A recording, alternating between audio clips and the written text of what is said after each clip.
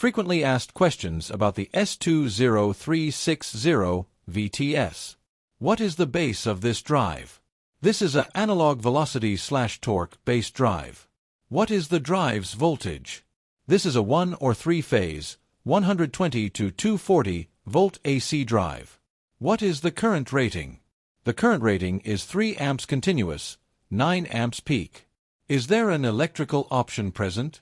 No, there is no electrical option present. Who manufactures this drive? This drive is manufactured by Kollmorgen. Thank you for watching. Wake Industrial is your partner in progress for all S200 sales and replacements.